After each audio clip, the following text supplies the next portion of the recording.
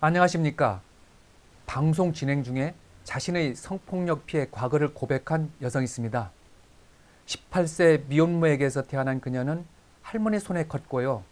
9살에 사촌 오빠에게 성폭행을 당했고 14살엔 삼촌의 성폭행으로 미혼모가 되었었는데 태어난 아기가 2주 만에 죽자 그 충격으로 가출해서 마약과 알코올로 얼룩진 청소년기를 보냈답니다. 그러나 그녀는 지금 미국인이 가장 존경하는 여성 중 한 사람이 되었습니다. 그녀는 전 세계 시청자를 웃고 울리던 토크쇼의 여왕 오프라 윈프리입니다. 요즘 N번방 박사방 등 인터넷 성착취 영상물 공유가 우리 사회의 큰 문제로 떠오르고 있습니다. 여론은 관련자 모두를 엄벌하는 제도적 장치를 마련해서 재발을 막아야 한다는 것입니다. 그중 하나로 미성년자 대상 성폭력 범죄는 공소시효를 아예 폐지하자는 주장도 있습니다. 성폭력 범죄는 주된 범죄가 강간과 강제추행인데 형법을 적용하여 처벌해 왔었지만 새로운 유형의 성범죄가 사회적 문제로 부각되면 그때마다 법을 제정하거나 개정하여 새로운 범죄를 신설하고 처벌을 강화하는 방식으로 대처해 왔습니다. 먼저 휴대전화, 컴퓨터가 널리 보급되면서 이를 이용한 새로운 유형의 성범죄가 발생함에 따라서 1994년 1월에 제정된 특별법이 있습니다. 점차 흉폭화, 집단화, 지능화, 저연령화하며 빈발하는 전화, 컴퓨터 등을 이용한 새로운 유형의 성범죄에 대처하기 위해서 처벌 규정을 새로 만들고 기존의 형법보다 더 강화했는데요. 바로 성폭력 범죄의 처벌 및 피해자 보호 등에 관한 법률입니다. 취지는 여성과 미성년자를 성폭력 범죄의 위협으로부터 보호하고 건전한 사회 질서를 확립한다는 것으로서 그해 4월부터 시행됐습니다. 고소를 해야만 처벌할 수 있던 강간과 강제추행은 존속 등 연장의 친족이 범한 경우 그리고 신체 장애자를 상대로 한 추행의 경우는 모두 고소 없이도 처벌하도록 했고요. 또 전화, 우편, 컴퓨터 등 통신 매체를 이용한 음란 행위, 버스, 지하철, 극장 등 공공 밀집 장소에서의 추행을 처벌한 규정도 시설했습니다. 또 2000년에도 새로운 법이 제정되었습니다. 청소년 대상 성매매와 성폭력이 사회 문제로 부각되자 이러한 범죄로부터 청소년을 보호 구제하고 청소년 대상 성매매 및 성폭력 행위자의 신상을 공개하는 내용의 청소년의 성보호에 관한 법률이 새로 제정되었습니다. 청소년이 등장하는 청소년 이용 음란물을 제작, 수입, 수출한 자, 영리를 목적으로 판매되어 배포하거나 공연히 전시 또는 상영한 자, 청소년 이용 음란물 제작자에게 청소년을 알선한 자 등을 처벌하는 규정을 신설하고 청소년에 대한 성폭력 범죄는 가중 처벌하도록 했습니다. 2008년 12월 11일 이른바 조두순 사건이 발생했습니다. 학교에 등교 중인 8살 난 여자 초등학생 김모양이 범인 조두순으로부터 유인당하여 교회 한 화장실로 납치된 후 강간을 당하고 심각한 상해 피해를 당한 것입니다.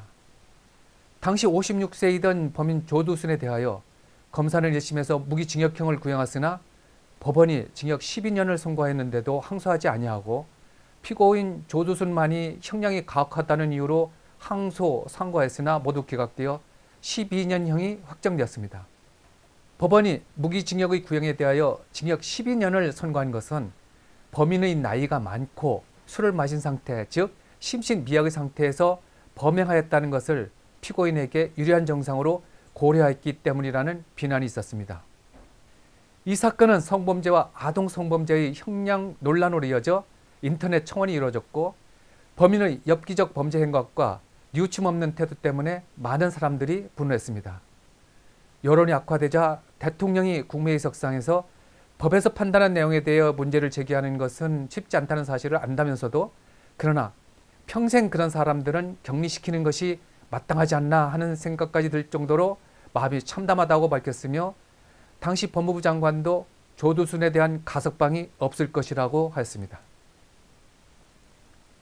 조두순 사건으로 2009년 6월 9일 성보호 대상이 청소년뿐만 아니라 아동이라는 것을 명확히 하기 위해서 아동, 청소년의 성보호에 관한 법률로 전부 개정되었습니다. 너무 가변형이 선고되었다는 비판에 따라 법정형을 대폭 상향하는 방향으로 다시 2010년 4월 15일 형법과 성폭력 범죄의 처벌 및 피해자 보호 등에 관한 법률을 개정하였습니다.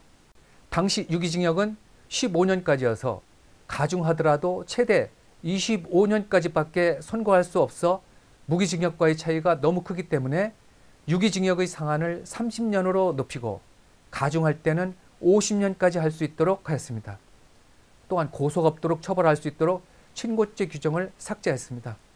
성폭력 범죄의 처벌 및 피해자 보호 등에 관한 법률이 처벌 규정과 피해자 보호 내용을 함께 규정하고 있어서 효율적이지 못하다는 이유로 서로 분리하여 처벌 규정은 성폭력 범죄의 처벌 등에 관한 특례법을 새로 제정하면서 성범죄자에 대한 처벌을 강화하고 재벌 방지를 위한 제도를 보완하였습니다. 음주나 약물로 심신장애 상태였더라도 감경하지 않을 수 있도록 하였고, 미성년자에 대한 성폭력 범죄의 공소시효는 피해자가 성년이 된 날부터 진행하도록 하였습니다. 성인 대상 성범죄의 신상 정보도 인터넷에 공개하도록 하였습니다.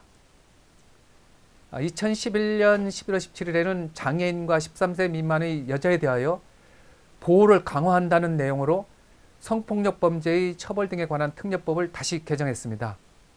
장애인과 13세 미만의 여자를 강간하면 무기징역에 처할 수 있도록 하고, 장애인 보호시설의 장이나 종사자가 장애인을 성폭력한 경우에는 형의 2분의 1까지 가중 처벌하게 하였습니다.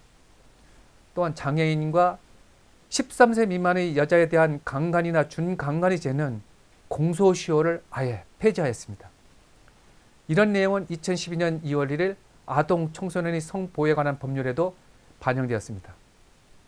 2012년 12월 18일에는 공소시효 폐지 범위를 장애인과 13세 미만인 자에 대한 강간, 준강간에서 강제추행, 준강제추행까지 대상 범죄를 확대하는 내용으로 성폭력 범죄의 처벌에 관한 특례법과 아동 청소년의 성보호에 관한 법률을 같이 개정하였습니다. 장애인과 13세 미만인 남자에 대한 강간죄를 처벌하기 위하여 피해자를 여자에서 사람으로 변경하였습니다.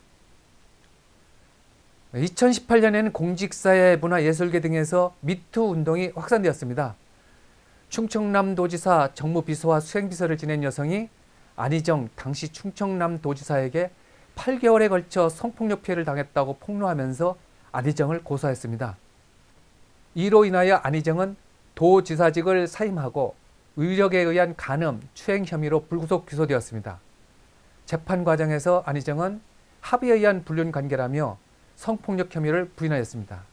그렇지만 여당의 유력 대권 후보로 여겨지던 안희정은 이 일로 인하여 당에서 제명당했습니다. 1심 법원은 안희정의 성폭력 혐의에 대하여 무죄를 선고했지만 서울고등법원은 안희정에게 징역 3년 6월을 선고했습니다. 이에 대해서 검사와 안희정 모두 상고했으나 2019년 9월 9일 대법원은 양쪽의 상고를 모두 기각했습니다.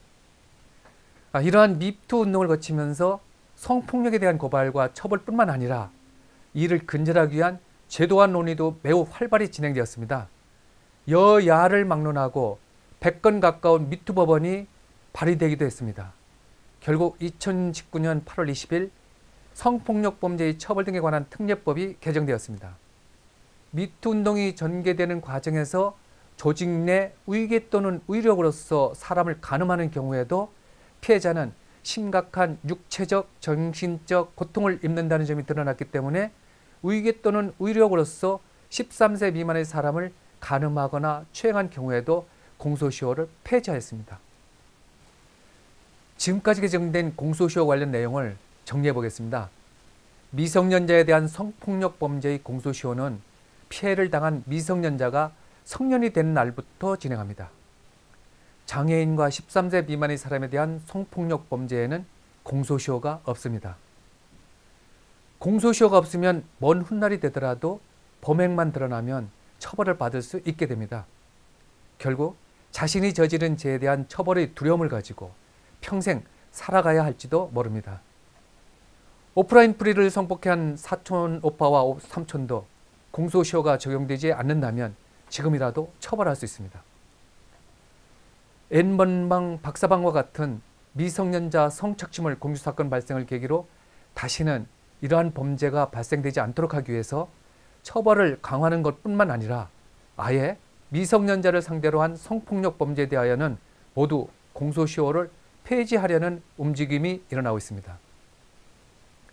여당인 더불어민주당과 정부가 미성년자를 포함해서 여성 성착취물을 제작하고 유포한 텔레그램 N번방 사건 대책으로 아동, 청소년 성범죄에 대해 공소시효 폐지를 추진한다고 발표했습니다.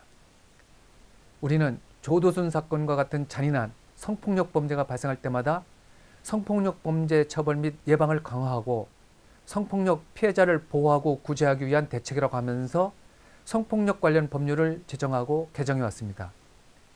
공소시효도 폐지해 왔고 법정형도 계속 상행해 왔으며 새로운 유형의 범죄도 신설해 왔습니다.